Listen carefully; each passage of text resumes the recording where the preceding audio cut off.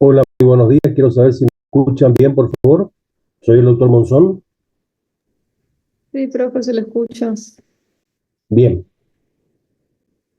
vamos a cumplir con quienes han sido puntuales para engancharse, de manera que vamos a dar inicio a la clase de hoy, que como ven está referido a explicar de una manera sintética, de alguna forma, lo que significa la enfermedad periodontal, pero desde el punto de vista de su patogenia, porque ustedes han estado escuchando desde que comenzamos justamente este cuatrimestre en esta asignatura distintos aspectos referidos justamente a la enfermedad periodontal. Hemos dado consideraciones generales de la misma, hemos hablado de la clasificación de las enfermedades periodontales, particularmente hemos hecho hincapié en la última clasificación que se está utilizando actualmente de este tipo de patologías, y eh, nos está quedando como para cerrar un poco el círculo de, el temario general que se refiere a esta enfermedad, el mecanismo o algunos detalles referidos al mecanismo íntimo histopatológico de la enfermedad periodontal. Concretamente, ¿cómo es posible que de un surco gingival normal y de piezas dentarias perfectamente ubicadas en los maxilares se puedan llegar a grados importantes de infección y inflamación de tejidos tanto blandos como particularmente luego los tejidos duros, que pueden llegar a provocar una destrucción, literalmente hablando, de ese soporte y llegar finalmente a la pérdida prácticamente espontánea de estas piezas dentarias, con todo lo que significa además algunas repercusiones a nivel general que puede llegar también a tener la enfermedad periodontal, cosa que ya también hemos hablado. Hemos dicho algunas relaciones con enfermedades sistémicas que justamente tienen como punto de partida las patologías periodontales. Entonces, ahora lo que vamos a dejar lo más claro posible es cómo se va provocando en detalle ese daño que termina luego por provocar una alteración en los tejidos blandos, o sea, en encía particularmente en principio, y luego ya a los tejidos duros, y decía, con la consecuencia final que puede tener la pérdida de las piezas dentarias.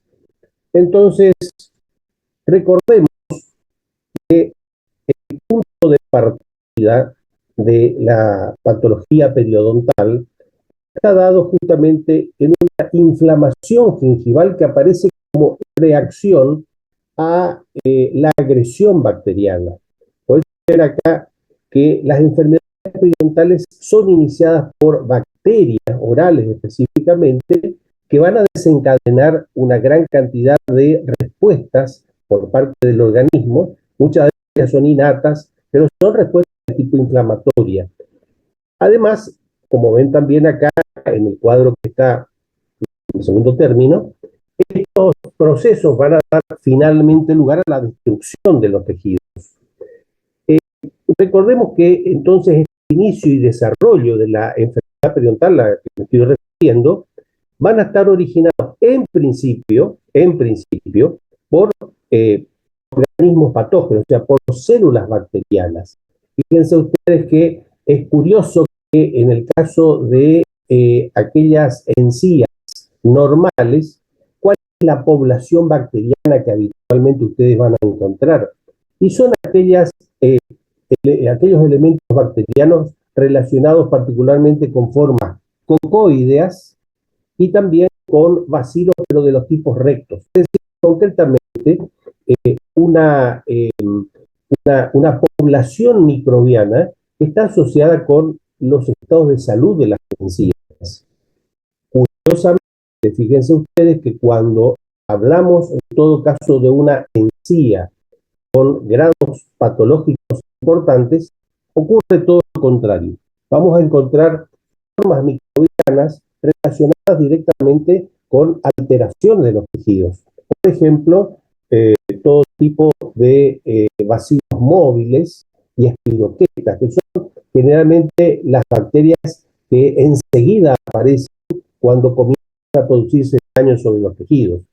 Pero recordemos también otra forma, por supuesto, mucho más nociva para los tejidos periodontales. Ya nos habíamos referido, acuérdense ustedes, cuando hablamos de etiología, en principio de la enfermedad gingivo-periodontal, habíamos mencionado algunos elementos bacterianos particulares que son los que nosotros mencionamos como altamente periodontopatógenos.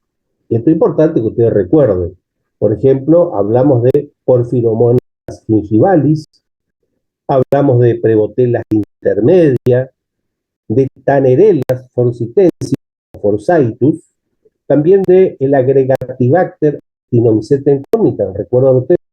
Aquel que definimos generalmente como AA, por lo largo que resulta su mención. Bueno, todas estas formas bacterianas lo que hacen es tener alta capacidad para multiplicarse y de esa manera persisten en el periodonto. Lo que pasa es que cuando se va provocando un aumento de estas bacterias, ¿qué es lo que va a ocurrir? Se activa una respuesta inmunitaria, inflamatoria, que si no se resuelve rápidamente, por eso es importante cuando hablamos de no solamente el diagnóstico precoz, sino que el tratamiento inmediato de estas patologías, sobre todo cuando están en sus primeros estadios, porque son los estadios absolutamente reversibles. Cuando nosotros diagnosticamos rápido la patología en el estado incluso gingival, que es prácticamente el más precoz, si encaminamos de manera inmediata al tratamiento, con seguridad la respuesta va a ser muy favorable y de manera inmediata. ¿Sí? Bueno, ahora, el aumento de bacterias, va a provocar una respuesta inmunitaria por parte del organismo, y si eso, por supuesto, no es tratado de manera conveniente y rápidamente, eso se va a transformar en un proceso crónico, y bueno, a partir de allí, lógicamente, va empeorando todo el cuadro y sabemos a dónde vamos a llegar a finalizar. Ahora, esta pregunta que le pongo acá al final, dice, ¿solo las bacterias van a ser responsables de la periodontitis?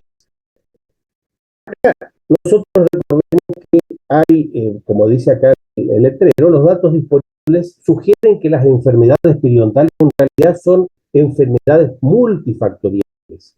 Lo que pasa, como ven también, hay factores que van a amplificar todo este proceso inflamatorio que se da en determinadas personas, por lo que hay que tener en cuenta, además de la presencia de estos elementos bacterianos a los que me estoy refiriendo, este detalle que se refiere a la susceptibilidad del paciente, que, como bien dice acá, es uno de los factores más importantes que van a determinar el resultado finalmente de el grado de enfermedad periodontal que pueda llegar a darse.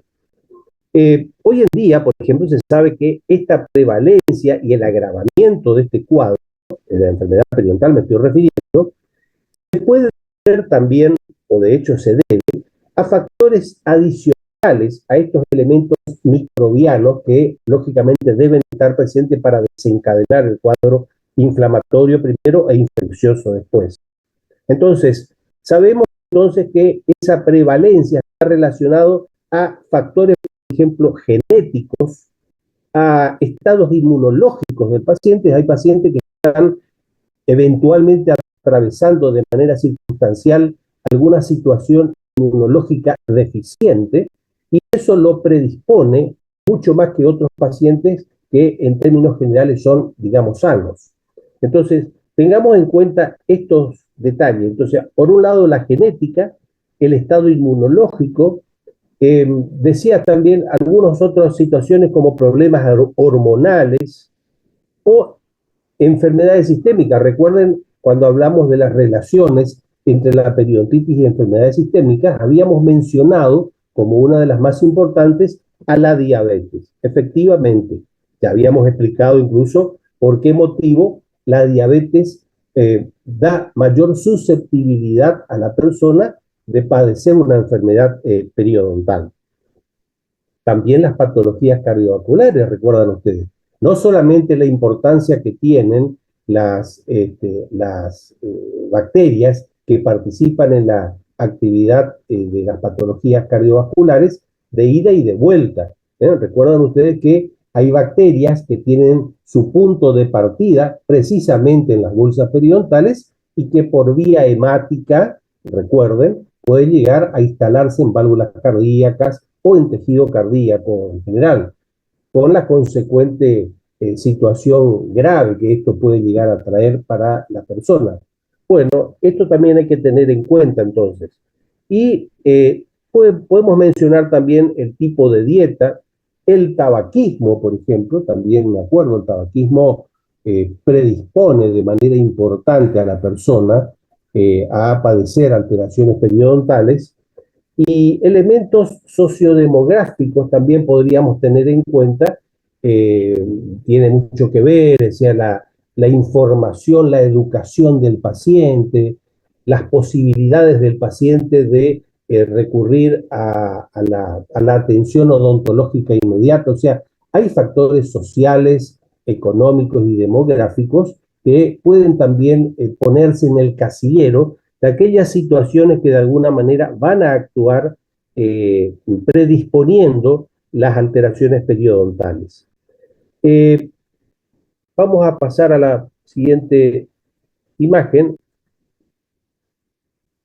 A partir de ahí, nosotros tenemos que tener en cuenta que puede llegar a producirse todo un cuadro de fenómenos inmunológicos que van a despertar justamente en los tejidos periodontales una serie de reacciones.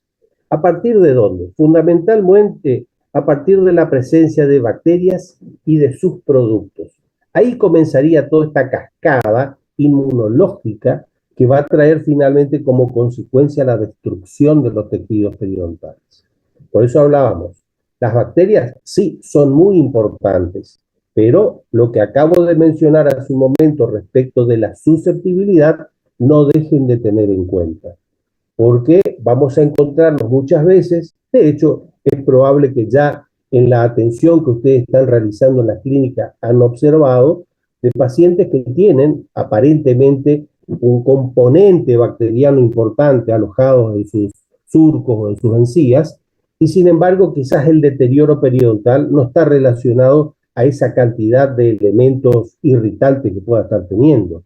Entonces, por eso decía, incluso existe una máxima, ¿no?, en periodoncia que habla de que la enfermedad periodontal no la hace el que quiere, sino el que puede. Un poco relacionando con esto. Hay que tener en cuenta entonces que esa susceptibilidad es muy importante. Pero fundamentalmente como punto de partida, si hay cierta susceptibilidad, esta presencia de bacterias va a ser fundamental para el inicio de toda esta cascada de situaciones de lesión que van a llegar a darse posteriormente. Entonces, estos factores se van a ir combinando, por supuesto. Entonces, esta respuesta inicial a nivel local se va a dar ante la presencia, como decía, de bacterias y de sus productos, que qué es lo que van a hacer. Y acá la flecha le está indicando, van a producir una activación de la inmunidad innata del individuo. Entonces, la respuesta inicial va a ser a la presencia de bacterias y de sus productos, la activación de la inmunidad innata. ¿Qué significa esto? Que esto va a resultar en la liberación, a partir de ese momento, se van a empezar a liberar una gran cantidad de elementos que se llaman mediadores. Por eso cuando hablamos de bacterias y sus productos, porque el daño que en realidad produce de manera efectiva es la liberación de mediadores. Acuérdense de este detalle. Por ejemplo, si tenemos que mencionar cuáles serían esos mediadores, altas concentraciones, por ejemplo, de citocinas, de quimiosinas, óxido nítrico podríamos mencionar también, prostaglandina, sobre todo la prostaglandina E2, que es la que más frecuentemente va a actuar como mediador, tromboxanos, leucotrienos, también metaloproteasas de la matriz, ustedes van a ver en los libros con las siglas MMPP, por ejemplo, o MMP, son las metaloproteasas de la matriz. Bueno, todos estos mediadores que yo estoy mencionando, lo que son sintetizados ¿de dónde? O sea, ¿de dónde aparecen? Porque las bacterias actúan, los productos bacterianos actúan, pero actúan sobre qué elementos para que se liberen estos mediadores. Sobre las células epiteliales, también sobre los leucocitos, sobre los linfocitos, sobre los fibroblastos. Entonces, toda esta cadena es la que se va a ir dando para terminar finalmente en este cuadro que es el de la inflamación periodontal. ¿Alguna pregunta hasta ahora, por favor? ¿Están entendiendo un poco lo que estoy explicando? Sí, profe. Sí. Bien. Entonces, partimos para hacer una breve síntesis. Estoy tratando de remarcar un poco algunos conceptos porque las preguntas que hagamos para el próximo parcial van a estar relacionados con esto que yo les estoy mencionando. Sobre todo cuando yo les estoy diciendo atiendan determinado detalle o les estoy subrayando alguno de estos conceptos, es precisamente porque las preguntas van a partir de ahí. Entonces, haciendo una breve síntesis de lo que significa la inmunología de la enfermedad periodontal, vamos a tomar nuevamente como punto de partida la bacteria y sus productos. Estos elementos producen la activación de esto que se llama inmunidad innata. ¿Qué significa inmunidad innata? Que es la inmunidad que está presente en todos los individuos, ¿no? De inmediato el organismo reacciona defendiéndose. Eso es la inmunidad innata. ¿Cómo reacciona? ¿Qué es la activación de esta inmunidad? Liberación de mediadores. Entonces, todas estas sustancias son las que finalmente van a actuar en detrimento de los tejidos y va a ir llegando primero a un cuadro de inflamación periodontal, como ven acá, lo que a las fibras, como veremos ahora luego cuando expliquemos cómo se van provocando justamente esas alteraciones. Entonces, creo que con esto queda claro. Yo no les digo que se acuerden absolutamente de todo, pero les he mencionado, porque lógicamente vamos a preguntar cuáles serían algunos de estos mediadores. Entonces, recuerden ustedes, pasando el limpio otra vez, podríamos hablar de citocinas, de quimiosinas, de óxido nítrico, de prostaglandina, espero que vayan anotando, tromboxanos, había dicho la MMP, que es la metaloproteasa de la matriz. Todos estos, ¿de dónde salen? Salen de células específicas, como ser, por ejemplo, las células epiteliales, salen de leucocitos, salen de linfocitos, salen de los fibroblastos. Todas estas células están presentes justamente en el tejido gingival. Entonces, a partir de allí van a ir saliendo estos mediadores. En realidad, bajo condiciones de salud relativamente normales, si ocurre esto, la inflamación va a entrar a un ciclo de resolución casi espontánea. O sea, si todo este producto, perdón, toda esta cascada funciona adecuadamente, la inmunidad del paciente va a hacer que de alguna manera todos estos elementos reaccionen y se establezca una neutralización del proceso patológico y vuelve todo a la normalidad. Ahora, si se instala y queda de manera crónica, es donde empieza a darse justamente la destrucción de todos los tejidos. Por eso hablamos de que las enfermedades periodontales son enfermedades que si tiene una característica que debemos destacar es la cronicidad. Son enfermedades que cuando nosotros observamos algunos de los resultados, algunas de las situaciones particulares que podemos mirar nosotros en el periodonto, en la encía de un paciente, bueno, son lesiones que no comenzaron ayer ni hace una semana. Son lesiones que se instalaron hace mucho tiempo y que avanzan o no, o avanzan más rápido o menos, según justamente esto que yo les estoy mencionando ahora, que es el poder inmunológico o defensivo que tiene el organismo de determinadas personas. A principios de 1970, dos autores, Page y Schroeder, publicaron estudios histológicos muy mencionados, clásicos, por eso dice acá, en lo que es la progresión de la enfermedad periodontal. Y este es el otro detalle que también es importante a tener, porque en este trabajo, que todavía lógicamente se tiene muy en cuenta, se describe a la lesión periodontal a través de varios estadios. En general, en total son 4 estadios que tenemos que tener en cuenta también y tenemos que tomar nota de esto. El primer estadio, mencionado por Page y Schroeder, es la lesión inicial. La lesión inicial es esta que yo les mencioné hace un momento, que es la que se instala en el tejido gingival, debido fundamentalmente, yo les había dicho, a la agresión bacteriana. Esa es la lesión inicial. Solo el margen de la encía es el que está alterado en ese caso, tanto del lado externo como del lado interno, porque el tapiz interno, el epitelio interno de ese surco gingival comienza a alterarse ya en este estadio, en la lesión inicial. ¿Esto cuándo ocurre? Aproximadamente entre 2 y 4 días después de que no haya una adecuada higiene oral por parte de la persona. En esta etapa, como ven, podemos ver algunos neutrófilos del epitelio de unión que ya están en el proceso de migración en el surco. En realidad, lo que tenemos que tener en cuenta, que en el caso del periodonto, en este estadio inicial, vamos a ver hallazgos histológicos muy particulares. La lesión inicial en este primer tejido que se da, digamos que es en el tejido gingival, se altera básicamente el epitelio, ¿verdad? Debido a que sus características proporcionan una barrera de defensa inicialmente, pero estas células epiteliales que están en ese sitio van a empezar a producir y secretar péptidos antimicrobianos, y esa es, digamos, la primera función desde el punto de vista defensivo que tiene la encía, porque van a generar sustancias como péptidos antimicrobianos.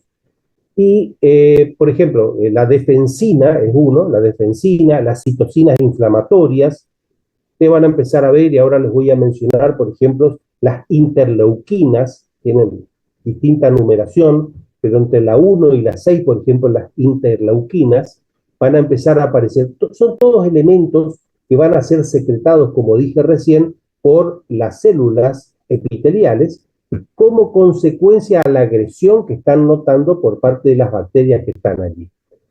Vamos a empezar a ver nosotros desde el punto de vista histológico infiltración de polimorfonucleares neutrófilos en ese epitelio, células también con un alto predominio de polimorfonucleares neutrófilos. Vamos a empezar a ver ya una pérdida de colágeno perivascular y finalmente se empieza a dar una alteración, pero de la parte coronal del epitelio de unión. Entonces, todavía el epitelio de unión no recibe una agresión efectiva. Todo está localizado exclusivamente a lo que sería el margen de la encía. Por eso le dije, tanto del lado externo como del lado interno. Allí empiezan a notarse estos cambios. Reitero, estamos en presencia de lo que se llama la lesión inicial. El segundo grado sería el de la lesión precoz. Esto ya posterior a los 4 o 5 días, el que no se hace absolutamente o no se toma ninguna precaución respecto de esta situación y sobre todo no se higieniza como corresponde a la encía, ya esto va a continuar agravándose y se establece lo que se llama la lesión precoz. que se mantiene aproximadamente hasta los 14 días. A partir de allí, ya el cuadro se agrava y pasa a llamarse de otra manera. En este caso, cuando hay una lesión precoz, el examen histológico muestra estos cambios que ustedes están observando allí, ¿verdad? Esta es la lesión precoz. En otros casos, en otros libros pueden encontrar como lesión temprana también, ¿verdad? Acá la respuesta inflamatoria se va a llevar a cabo ya en la lámina gingival, o sea, en el tejido conectivo.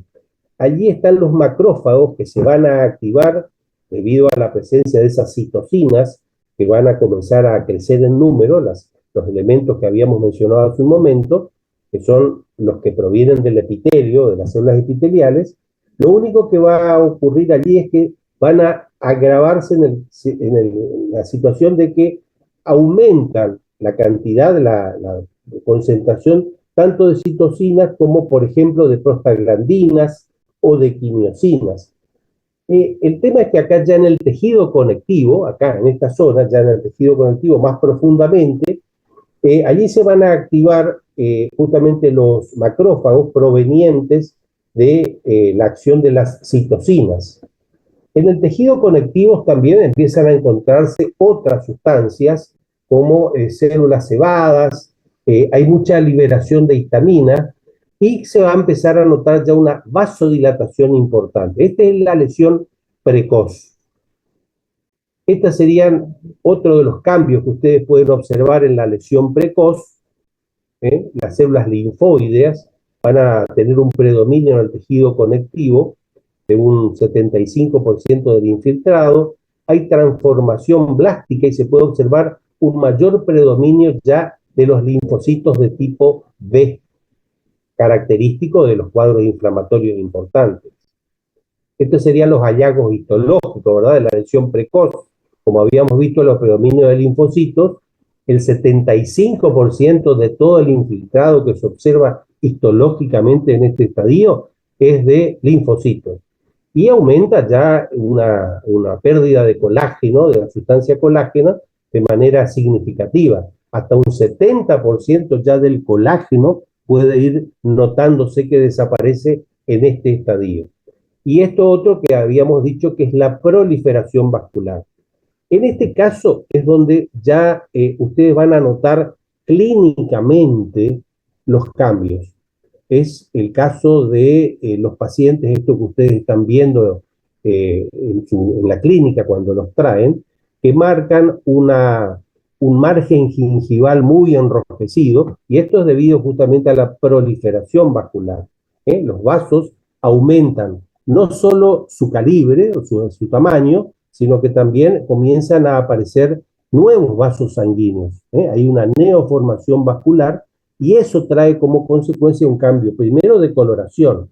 Ahora también, como se va perdiendo el colágeno, se empieza ya a alterar también lo que es el tapiz interno del epitelio de la encía, y no es raro que a la más leve presión ya comience a sangrar. Por eso hablamos de que generalmente uno de los primeros cambios clínicos que ustedes van a notar en una inflamación gingival es precisamente el sangrado gingival, y es como consecuencia de estos cambios que yo les estoy señalando. Después ya está la lesión llamada establecida. Todo lo que mencioné hasta este cuadro de lesión establecida estaría, digamos, encuadrado en lo que nosotros conocemos como gingivitis. Cuadro de hasta acá, todo esto, lo que es la lesión precoz, la lesión inicial, la lesión precoz, es lo que nosotros tenemos que saber que corresponde a la gingivitis. Porque, como vimos recién, después ya pasamos a la lesión establecidas, donde ya lógicamente empieza a notarse ya una destrucción del epitelio de unión, y eso lógicamente trae ya como consecuencia el inicio de lo que es concretamente ya una enfermedad periodontal. Por eso se habla de lesión establecida. Y fíjense ustedes que una lesión establecida ya puede comenzar a aparecer después de 14 días. O sea, 2 semanas donde no se ha realizado ningún tipo de higiene, ningún tipo de mantenimiento por parte del paciente puede llegar a darse siempre y cuando, como decíamos, la susceptibilidad sea alta por parte de este individuo. Ya podemos empezar a hablar después de 2 semanas de que comienza a aparecer ya un signo de enfermedad periodontal propiamente dicha. Y acá vamos a ver, desde el punto de vista histológico, la infiltración intensa de los neutrófilos y en el epitelio de la bolsa y lógicamente el epitelio de unión que se empieza a infiltrar primero. Este epitelio de unión, cuando empieza a infiltrarse, es cuando empieza a reaccionar de una manera muy particular que vamos a ver luego. Los linfocitos B aparecen en mayor cantidad y van produciendo una transformación de todo el cuadro clínico de ese sitio. Y luego se corresponde esa lesión inicial con lo que nosotros conocemos como lesión avanzada, que son estos cuadros periodontales que directamente uno los puede observar a simple vista. Como yo siempre les digo, hay determinadas observaciones que hacemos en boca de ciertos pacientes donde ni siquiera es necesario realizar ningún tipo de maniobra, de tipo de sondaje, por ejemplo, para diagnosticar, para tomar algunos detalles, lógicamente que sí, pero para hacer un diagnóstico general con simplemente observar las características de la boca y de las encías de ese paciente, podemos ya determinar que tiene una enfermedad periodontal instalada, que es el caso de la lesión avanzada, donde ya obviamente hay destrucción ósea, hay epitelios de bolsa con ulceración, las células plasmáticas son las que van a seguir dominando a los tejidos conectivos, y todo esto lógicamente va a estar instalado en el epitelio de unión y en el surco gingival. Ahora, ya también como ven acá, muchas de estas células plasmáticas parecen experimentar incluso cuadros degenerativos. Todo esto puede llegar a darse ya en este estadio, como dijimos, de la lesión totalmente avanzada. Acá recordemos que los linfocitos, de esto que habían aumentado en gran cantidad, junto con las células plasmáticas que se van acumulando en las paredes del surco y de las bolsas periodontales, van a ir produciendo, por ejemplo, inmunoglobulinas contra antígenos y de esa manera van a producir todo un proceso de fagocitosis. O sea, es una lucha entre todavía todos los elementos agresores y los elementos defensivos que tratan de alguna manera de poner freno y de alguna forma también retrasar el avance de todo el cuadro degenerativo de esos tejidos. Este mecanismo histopatológico de destrucción tisular en la periodontitis, que es lo que se está dando, de alguna manera va a comenzar como primeras reacciones a la acumulación de placa. Acá las bacterias, como vimos, van a producir las sustancias que pueden iniciar eventos vasculares de inflamación aguda. ¿Cuáles serían justamente las sustancias que salen de las bacterias y que van a provocar estos eventos vasculares? Esto que les puse acá, ácidos metabólicos, lipopolisacáridos, distintos tipos de compuestos, enzimas extracelulares y ácidos grasos.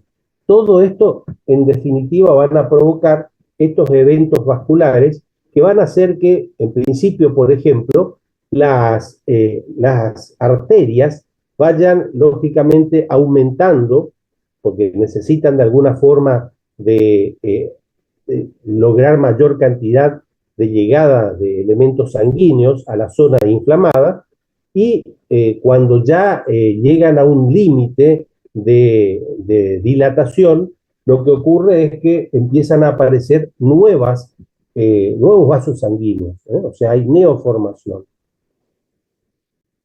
Estos productos van a estimular a las células del epitelio de unión para producir mediadores inflamatorios. Yo les recordé hace un momento como las interleuquinas. IL son interleuquinas bien enumeradas, pero acá la 8, la 1, como ven acá. También neuropéptidos e histaminas, que van a estar producidas por las terminaciones nerviosas libres. Esto va a provocar también efectos vasculares en las zonas. Van a haber producción de mastocitos alrededor de los vasos sanguíneos. Estos mastocitos lo que hacen es producir histamina, Y este elemento, esta histamina, hace que el endotelio libere la interleuquina 8, que va a conducir justamente a mayor reclutamiento de polimorfonucleares neutrófilos, que son estas formas celulares que enseguida aparecen como primera línea de defensa del sistema inmunitario del individuo. Van a haber alteraciones también en la zona de los vasos sanguíneos. Como ven acá, se va a provocar la degradación de fibrina. Estos productos de degradación de la fibrina van a promover más aún la permeabilidad vascular. Esta permeabilidad vascular es la que luego, ven, acá dice los vasos que van proliferando, se altera la morfología de todos esos vasos sanguíneos, porque lógicamente van a ir provocándose mayor cantidad, mayor número de vasos sanguíneos en un sitio que lógicamente comienza a quedar chico para semejante cantidad de vasos sanguíneos. Por eso muchos de estos vasos alteran su morfología y se ingurgitan unos sobre otros, provocando lógicamente una gran dilatación de todo el tejido. Por eso ustedes van a notar desde el punto de vista clínico, cuando comprimen esas encías que están en estos estadios, una suerte de edema, o sea, es un tejido blando. Yo siempre les suelo decir, es blando y depresible, justamente por presencia de todo ese edema, que está dado por esa gran cantidad de afluencia sanguínea, pero además es tanta la cantidad de elementos que muchos de esos elementos vasculares comienzan lógicamente a salirse ya del caudal circulatorio, van hacia los tejidos circundantes, o sea, se llena de líquido, y eso es justamente el inicio del edema en el tejido. La iniciación de la respuesta celular contra las bacterias y sus productos, van a empezar a aparecer distintos tipos de sustancias ya más complejas, como esta que ven acá, que se llama C5A. La C5A es una llamada anafilotoxina. ¿Qué es una anafilotoxina? Es un péptido de complemento que se va a producir cuando se activa el sistema de complemento. El sistema de complemento es todo esta generación o esta catarata que se produce de situaciones tendientes, lógicamente, a actuar de manera defensiva. Entonces, ese es el sistema de complemento. Cuando se activa el sistema de complemento, aparece una serie de sustancias, y uno es el péptido, que lo que hace este péptido es producir lisis de bacterias. O sea, concretamente lo que hace es el C5A, actúa como una respuesta inmune de defensa. Hay macrófagos que también son activados, como en este caso. Hay liberación de mayor cantidad de quimiotaxinas. Hay rantes, como ven acá, que les puse acá la flechita para que ustedes sepan que los rantes son las quimiosinas. Las quimiosinas son proteínas de bajo peso molecular, pero son sustancias que van apareciendo, que se van liberando, todo como consecuencia, fíjense ustedes, de esa irritación que se va a ir produciendo sobre los tejidos. Y esto trae como consecuencia final la iniciación de la descomposición del tejido conjuntivo. ¿Por qué? Cuando dura mucho toda esta respuesta inflamatoria, o sea, cuando no se puede resolver de manera lo más rápida posible, ese infiltrado inflamatorio que está dominado por los linfocitos, por otro tipo de linfocitos que son los T, que están ya implicados en la regulación de la respuesta inmune, también ayudan en todo esto a la iniciación de la respuesta de los linfocitos B, que va a conducir a la formación de anticuerpos. Esta es la respuesta de estos linfocitos que yo les decía, la respuesta que hacen de los linfocitos T, que liberan una gran cantidad de interleucinas o interleuquinas, también este elemento que es el factor de necrosis tumoral. Estas citocinas que son liberadas por otros elementos que son los T-cells, activan los macrófagos presentes en toda la inflamación crónica. Es importante, como ven acá, también el papel en la presentación de antígenos.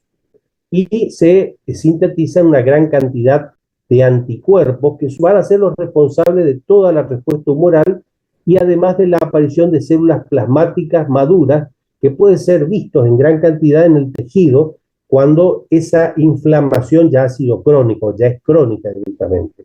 La proliferación de células plasmáticas es muy importante. Por eso se habla de infiltrados linfoplasmocitarios, ¿no? O sea, son una gran cantidad de linfocitos y células plasmáticas, característica esta población de elementos en aquellos tejidos ya de inflamación crónica. Los polimorfonucleares neutrófilos se activan, como vimos recién, y los fibroblastos también están activados, producen las metaloproteinasas de la matriz, algunas sustancias inhibidoras y alteraciones del tejido conectivo. Esto va a traer como consecuencia, y ahí comienza la alteración concretamente de lo que es el epitelio de unión. Ahí comienza a darse ya la pérdida de inserción inicial. Este tejido conectivo, que está todavía a nivel, por ejemplo, de el límite amelo-cementario, un poquito por debajo del mismo, cuando comienza a ser infiltrado por todos estos elementos, estas células inmunológicamente activas, va a ir produciéndose una degradación de ese tejido conectivo. Y eso, lógicamente, va a traer como consecuencia la degradación de macrófagos, otras células que van a elaborar adicionalmente toda esta respuesta inmune, y la producción, como veíamos recién, de muchas citoquinas, las metaloproteinasas de la matriz, prostaglandinas E2, inhibidores tisulares de las metaloproteinasas de la matriz, todas sustancias que participan, como habíamos dicho, justamente del complemento, de la activación del complemento, que trae como consecuencia, como vemos acá ya, una degradación del tejido concretamente y comienza la pérdida de inserción. Para llegar finalmente a lo que nosotros conocemos como bolsa periodontal. Entonces, esto es la bolsa periodontal, que es la lesión que nosotros determinamos como patognomónica. Patognomónica quiere decir característica, típica de la enfermedad periodontal. Y si tuviéramos que describir de alguna manera o definir la bolsa periodontal, recuerden ustedes que es la profundización patológica de lo que es el surco gingival. Este surco, que yo les estoy marcando acá, que sería un surco de no más de 2.5, 3 milímetros, como profundidad normal, por todo esto que acabo de mencionar, todas estas cataratas de respuesta de tipo inmune que se da, como vimos hoy, como consecuencia de la presencia de irritantes, empieza a producirse ese tejido y se da esta lesión ya que empieza a profundizarse, se degenera esta zona del tejido que está pegado a la pieza dentaria, en zonas ya de la raíz, y se llega finalmente a la destrucción de lo que son las fibras periodontales. Primero empieza a perderse todo el sistema de fibras de la encía, las fibras gingivales, son las primeras que sufren la degradación y la destrucción. Estas fibras, además de este surco infectado e inflamado luego, todo este contenido inflamatorio ocurre que comienza a llenar la zona correspondiente al tejido conjuntivo de la encía y va provocando una alteración ya de toda esta área, de toda esta zona. Por eso nosotros después, cuando observamos desde el punto de vista externo, vamos a ver justamente a esta encía alterada ya a nivel general, porque se altera todo este epitelio, tanto el epitelio interno, que es el epitelio interno de la encía, se altera el epitelio interno de la encía, se pierde esta línea defensiva y todo este contenido infeccioso inflamatorio ingresa directamente al tejido conectivo y va provocando la destrucción del mismo. Esta destrucción se profundiza, se llega a lo que son los ligamentos periodontales y se establece ya justamente la presencia de lo que conocemos como bolsa periodontal. Esta es la lesión, decía, característica y patognomónica de la enfermedad periodontal y es lo que obviamente tenemos que tratar lo más rápido posible para tratar, lógicamente, de devolver la mayor normalidad a estos tejidos. Las bolsas periodontales pueden ser supraóseas o infraóseas. El tabique interdentario va a determinar si la bolsa va a ser supraósea, como en este caso, o va a ser infraósea. Cuando el fondo de la bolsa todavía es coronario a lo que es el tabique interdentario, es una bolsa supraósea. Es esta. Cuando la bolsa ya se profundiza excesivamente y pasa lo que es justamente el nivel del tabique interdentario, estamos en presencia de una bolsa infraósea. Y la otra clasificación, que también tienen que conocer ustedes, es de bolsa infraósea, si la bolsa es simple, compuesta o compleja. Simple es cuando tiene una sola entrada, la bolsa está en una sola cara dentaria concretamente. Por ejemplo, tenemos una bolsa por el sector distal de una pieza dentaria. Es una bolsa simple. Aparte es una bolsa que vamos a encontrar que la bolsa tiene, el fondo de la bolsa tiene una sola salida.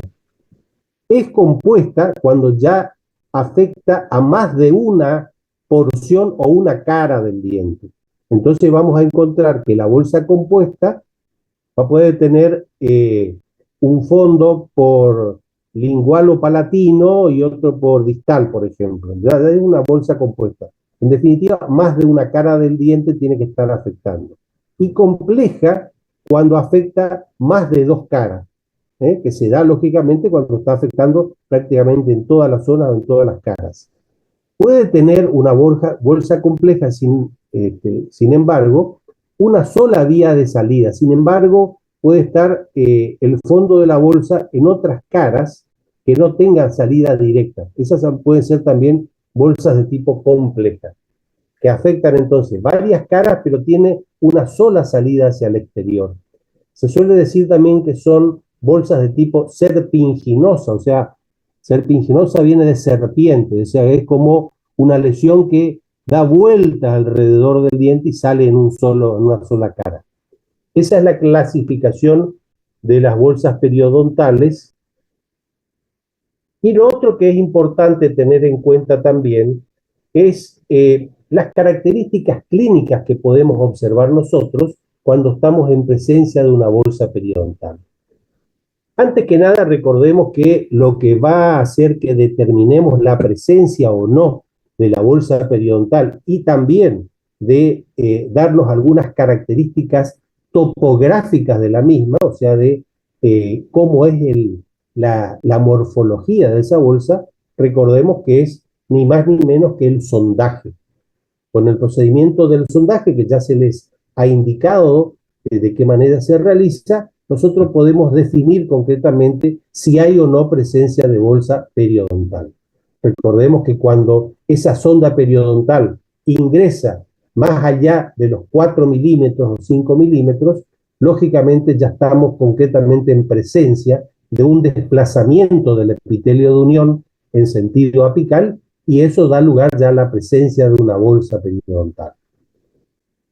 Las características clínicas que podríamos llegar a notar nosotros es que nos encontramos con una pared gingival que puede presentar varios grados de tonalidad rojo-azulada, puede ser flácida, puede tener una superficie lisa y brillante y puede ser hundida a la presión. Nosotros tendríamos que tomar un instrumento, por ejemplo el espejo, con el mango del espejo podemos apretar ligeramente la zona y ver si se hunde o no a esa presión ese tejido.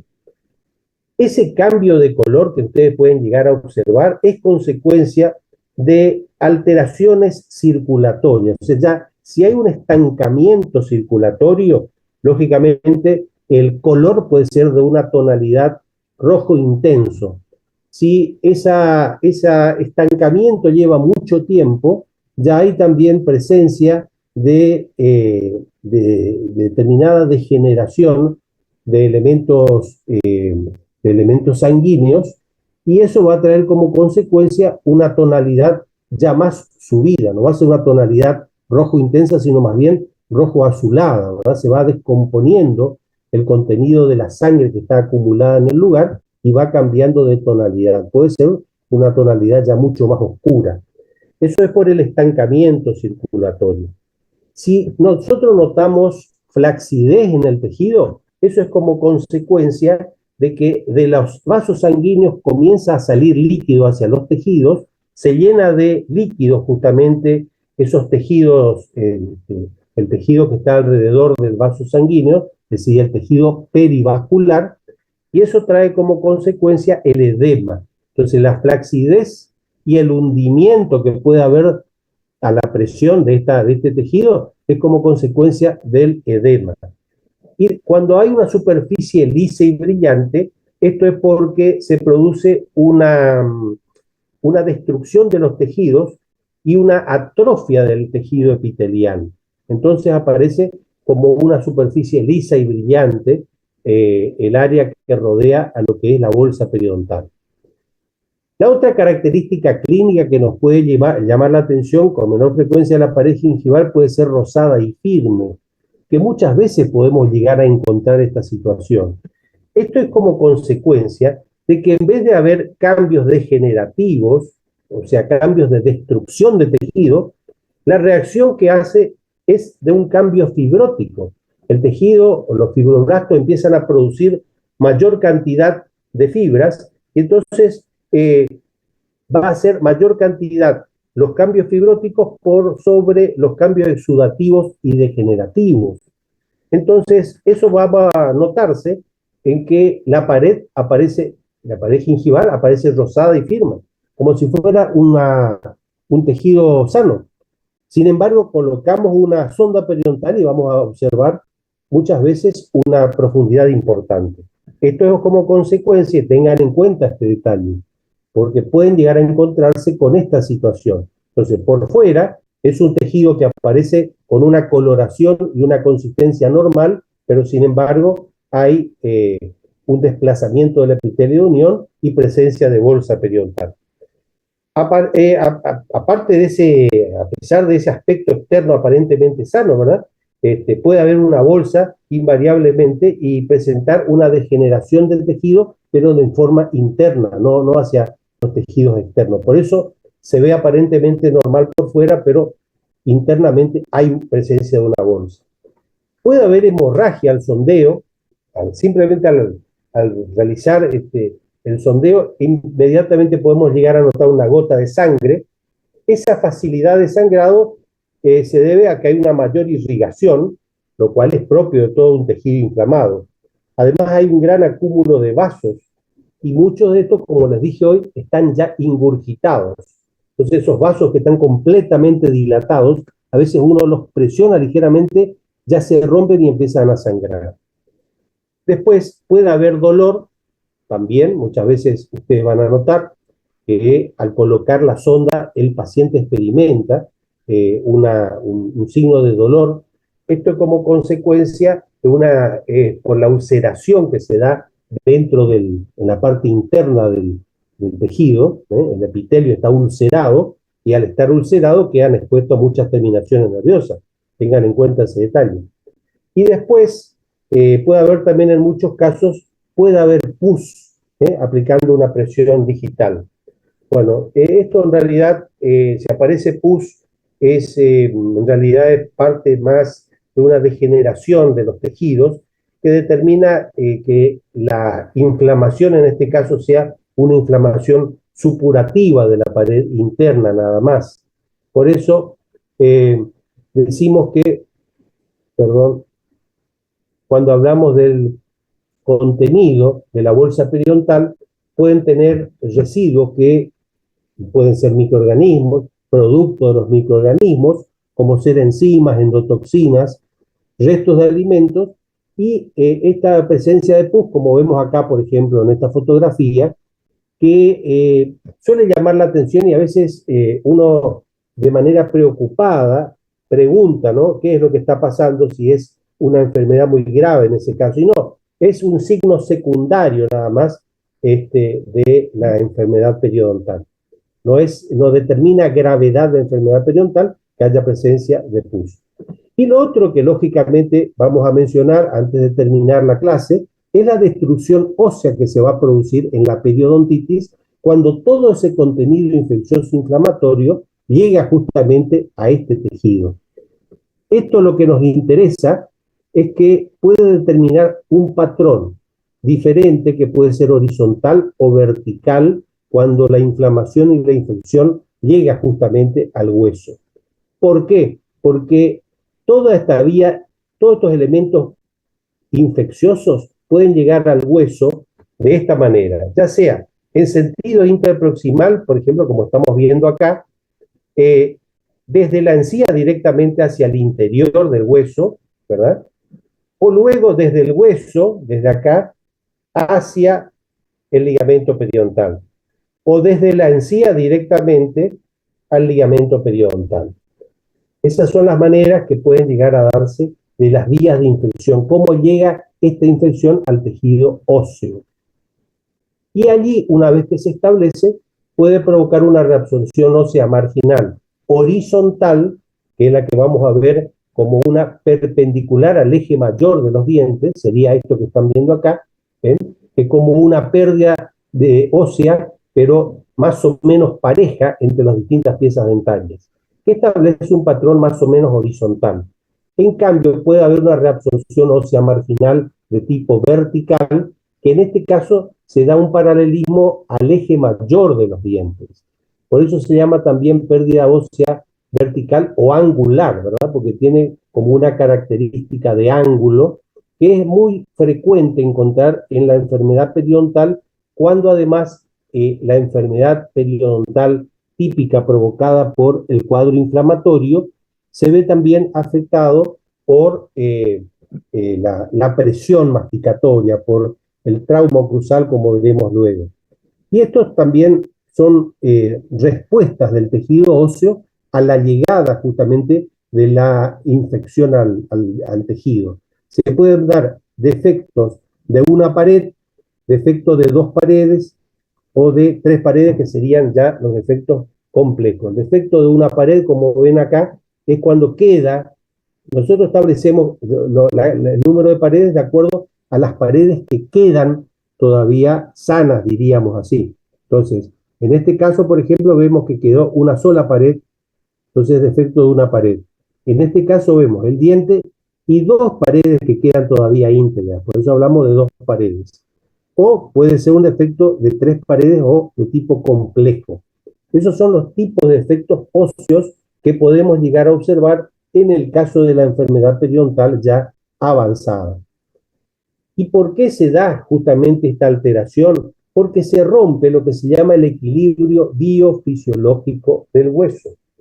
El equilibrio biofisiológico del hueso es un fenómeno que está regulado por influencias locales y sistémicas. Es decir, acá tenemos que hablar que hay una producción y una reabsorción ósea que se mantiene en forma equilibrada, porque es tan normal la producción como la reabsorción del hueso. El hueso es un tejido absolutamente vivo que se está neoformando constantemente, pero por eso hablamos de un equilibrio biofisiológico del hueso.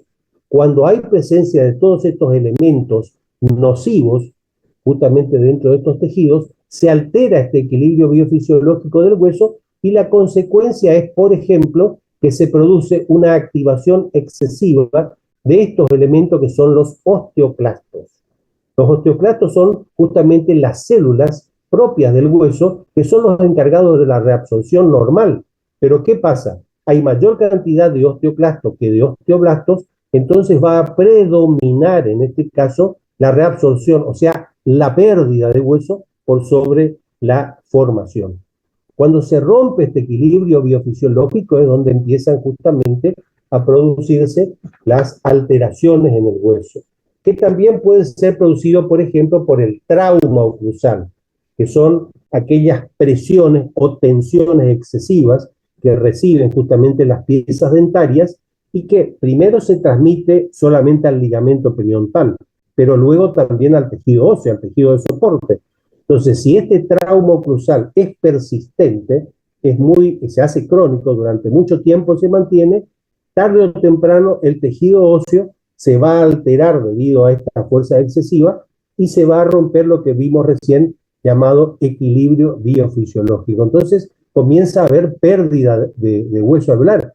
Pero fíjense ustedes que muchas veces es una pérdida que ustedes pueden llegar a notar porque el diente tiene movilidad o en un estudio radiográfico que no obedece en realidad a la presencia de un factor inflamatorio, en general un factor de tipo infeccioso, me refiero, sino obedece a un factor traumático. Lo que ocurre es que muchas veces esa pérdida ósea va generando espacios internos que lógicamente aprovechan las bacterias para introducirse y generan un trauma de tipo secundario, ¿verdad? O sea, no solamente el trauma es debido en ese caso a la presencia de la presión excesiva o de la tensión, sino que también a el cuadro inflamatorio que inducen justamente las bacterias. Esta sería la bibliografía que yo les sugiero. En Periodontología Clínica de Carranza, en la edición 11, está perfectamente descrito todo lo que acabo de mencionar. Y les sugiero justamente que, de acuerdo a los puntos que hemos tratado en esta clase, puedan de alguna manera también incrementar un poquito el conocimiento que tratamos de establecer para que ustedes vayan teniendo una idea y una comprensión un poco más al detalle de lo que es justamente la enfermedad periodontal, en este caso, como hemos visto, desde el punto de vista de su mecanismo patogénico. Les agradezco la atención. Si hay alguna pregunta, espero, y si no, nos estaríamos encontrando la semana próxima. ¿Alguien pregunta algo?